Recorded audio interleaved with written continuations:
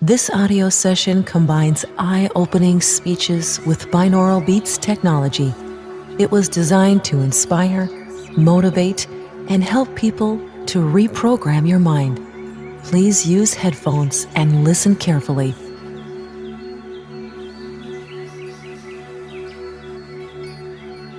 The moment we are born as human beings, somehow our lives got complicated.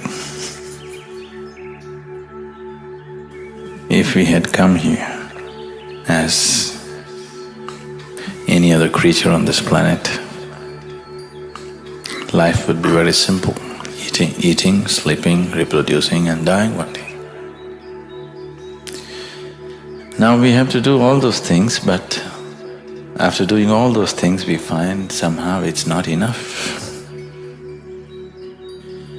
Somehow where you are right now, wherever you may be, is not enough. You want to be a little more than what you're right now, isn't it? Isn't it so? If you know only money, maybe you're thinking of little more money. If you know only pleasure, maybe little more pleasure. Power, little more power. Whatever it may be, whatever your currency may be, but everybody is wanting to be little more than what they're right now. The process of desiring is continuously going on. So this longing of well-being, because ultimately everything that you're doing is in search of your well-being. Whether you're going to work, or you're going to the bar, or you're going to the temple, or you're getting married, or you're having children, you're studying in a university, everything is fundamentally your well-being, isn't it so?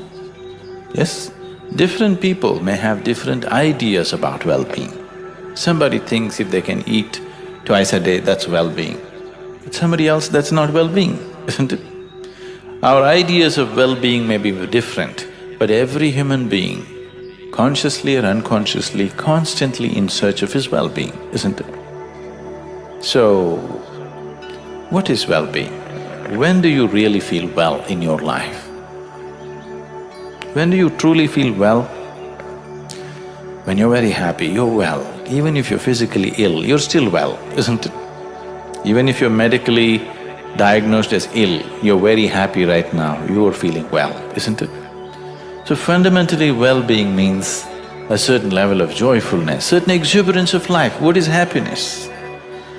We can say happiness is this, that, but in terms of life, your life energies are happening in a more exuberant way than it normally happens.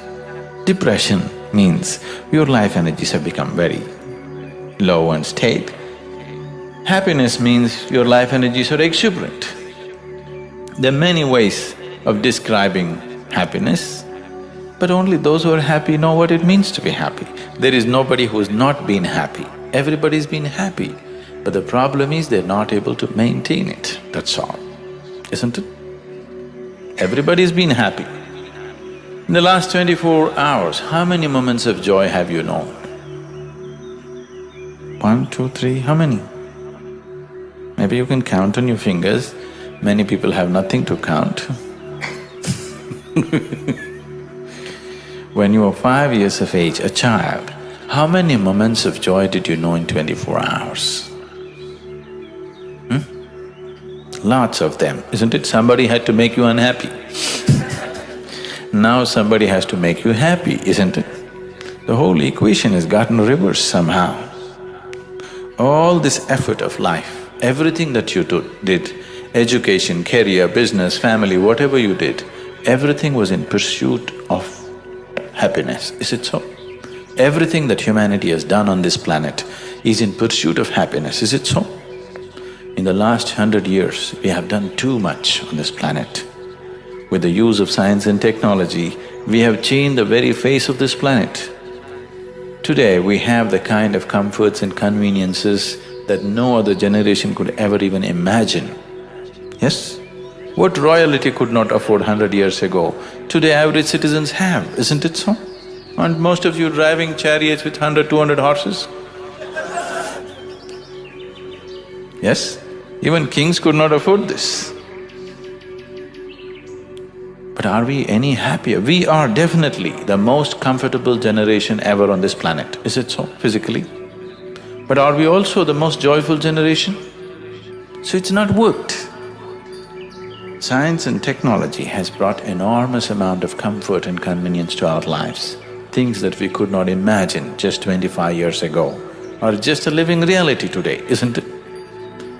But are we any more joyful? No. And all these comforts and conveniences have not come easy, they've come at a tremendous cost to every other life on this planet.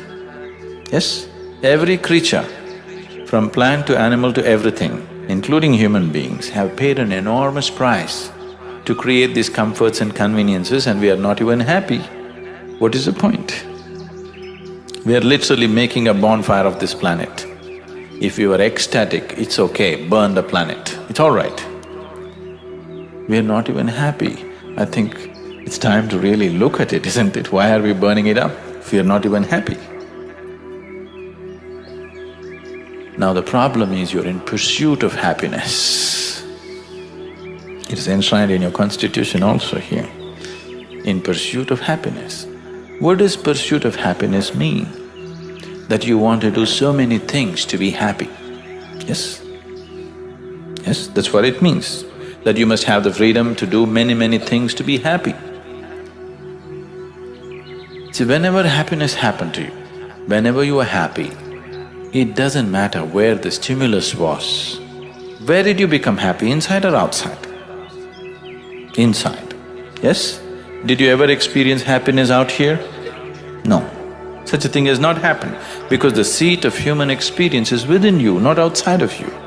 People are talking about inner happiness, outer happiness. There is no such thing. Happiness and every human experience has always been internal, never been external, isn't it? So happiness is internal, but the starter button is outside in the world, somewhere else, in somebody else's hands. Now, some amount of inner handling is needed, which has not been done. When I say inner, I am not talking about your body or your mind, because your body and your mind comes from outside. See, when you were a child, your body was so small, now it became this big. How? How? The food that you ate, isn't it? So what you call as my body actually is a heap of food. Yes? Not a pleasant way to describe you at all. This is actually a heap of food or a piece of this planet, isn't it? Yes? This is just a piece of the planet. Right now you gathered it this way and made it this way. See, all these countless number of people who existed on this planet before you and me, where are they? All topsoil, isn't it? This will also become topsoil unless somebody buries you real deep fearing that you may rise from the dead. So this body is something that you accumulated from outside, yes? What you call as my mind is a huge heap of impressions that you gathered from outside, is it so? All the content of your mind is a huge heap of impressions. So between these two, this huge heap of impressions and this heap of… I won't call this huge, this heap of food that you gathered from outside, if you have to gather so much, there must be something more to gather this, isn't it? Yes? But your experience of life is limited to just this, your body, your mind and your emotion. When I say mind and emotion, they are not really different. What you call as my emotion is just the juicier part of the thought. Thought is dry and straight. Emotion is little juicy. Without that, you would feel too dry and thirsty. So because to quench that thirst, you make a certain part of your thought emotion. The way you think is the way you feel, isn't it so? Yes? Right now you think this is a wonderful person, you have sweet emotions towards that person. Right now you think somebody else is a horrible person, you have ugly emotions towards that person. You cannot think he's a horrible person and have sweet emotions towards that person, isn't it? You cannot think this is a wonderful person and have ugly emotions towards this person. The way you think is the way you feel. People think they are different simply because emotion has a certain amount of drag time. See, today you thought this is a wonderful person. Tomorrow morning your thought told you this is a horrible person. But thought immediately changes direction. The moment it saw a few things, it just immediately changed direction. Emotion cannot change its direction, it has its own drag time. It still continues. But after 3 days, emotions will also change. Maybe 3 days or 3 years, how long you take, it's different. But it will change, isn't it? It'll catch up with your thought or no? It does. Emotion is more fluid, so it has drag time, you can't gather it immediately. Thought you can gather it immediately and redirect it this way. Emotion, you can't gather it immediately, it spills all over the place, takes certain amount of time to gather it. So your thought, your emotion, your body, everything has been gathered from outside. So what you have from outside, you can gain, you can lose, isn't it? You can gather it, what can be gathered can be lost, isn't it so? And it will be lost. Either in the course of life or in the process of death, it will be lost. And when you constantly live with something that is going to be lost and that can be lost any moment, naturally you will live a very unstable and insecure life, isn't it? Just see how much of your life has been structured around your security. Almost everything that you do is about your security, isn't it so? Yes? Is it so? Please carefully examine your education, your career, your family, your children, your emotions, everything are centered around your security somehow, isn't it? When you're constantly thinking about security, when you're constantly concerned about your security, you will not walk full stride of your life. Every step will only be a half a step. You cannot let yourself go completely into the process of life. Always the question is, what will happen to me? What will happen to me is the question, isn't it? Till this problem is taken away, you will never realize the full potential of who you are. You will never find full expression, either to your body or to your intelligence or to anything, till this question of what will happen to me is taken away from your life. Only when you come to this state, nothing can happen to me, whatever, whichever way life is, this is the way I will be. Unless this is brought in within you, you cannot take full steps in your life, you'll take only half steps in your life. So the spiritual process means bringing another dimension which is beyond the physical into your living experience so that this problem of security and insecurity is gone. Because you're so totally lost in your instincts of survival, you think everything is within the range of this. It is not so. See, if you don't mess with your mind right now, to be peaceful and joyful is natural, is it so? Is it so? Do you have to go and conquer the world to be joyful? Can you just watch the sun setting and be joyful? Can you close your eyes and be joyful? Yes? Can you think about something and be joyful and not think about anything and still be joyful? So, being joyful is not happening because of any particular act in the world. Yes? People might have gotten there by doing many things, that's different. This is like, on a certain day, a bull and a pheasant were grazing upon the field. The bull was grazing upon the grass and the pheasant, the bird, was picking ticks off the bull. They're in some partnership. There was a huge tree at the edge of the field. The pheasant looked up at the tree and very nostalgically said, "Oh alas, there was a time when I could fly to the topmost branch of the tree, but now I do not have enough strength in my wing even to fly to the first branch of the tree." The bull very nonchalantly said, "Oh, that's no problem. If you want to get to the top of the tree, every day you take a certain dose of my dung. Every day eat some of my dung and within a fortnight you will get there." Very hesitantly, the pheasant started pecking at the dung, and lo, on the very first day he reached the first branch of the tree. Within a fortnight, he did reach the topmost branch of the tree. So he went and sat on the topmost branch of the tree, just beginning to enjoy the scenery. The old farmer who was rocking on his rocking chair saw a fat old pheasant sitting on topmost branch of the tree. He pulled out his shotgun and shot the bird off the tree. The moral of the story is, many times even bullshit can get you to the top, but never lets you stay there. In so many ways you're trying to bullshit yourself into joyfulness. You have gotten there many times but never stay there, isn't it? Yes? You can do this just by running on the beach, by dancing, by singing, by drinking alcohol, by taking a drug, by doing so many things. It all gets you there for a moment but never lets you stay there, isn't it? Yes or no? The more you don't get to stay there, the more and more desperate you're becoming with life. Now I'm talking about joyfulness, what it is. There are many, many ways to look at this. One simple way is, let's say right now you lost your peace. If you lose your peace, what happens with your life? First you today go home and yell at somebody at your home, your husband, your children, or your wife, or whoever is there. If it continues, tomorrow morning you pick a quarrel with your neighbor.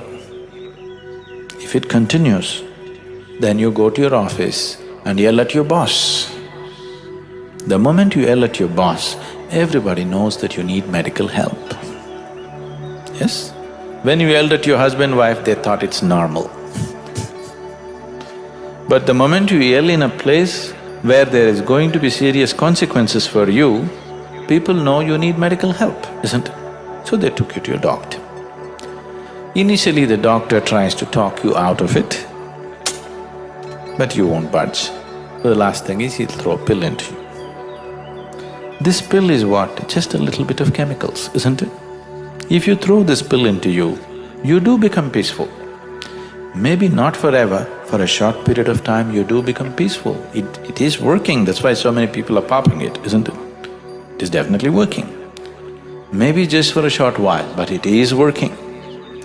So just a little bit of chemicals is bringing peace into you. Or in other words, peace is a certain kind of chemistry, isn't it? If peace is chemistry, isn't turmoil another kind of chemistry? Yes? Isn't joy another kind of chemistry? Isn't misery another kind of chemistry? Agony another kind and ecstasy another kind? Every human experience has a chemical basis to it. Now I'm talking about creating the right kind of chemistry within you, where to be peaceful and blissful is just natural to you. You just create the right kind of chemistry. Now, this is the way you are. This is not something that you pursue outside.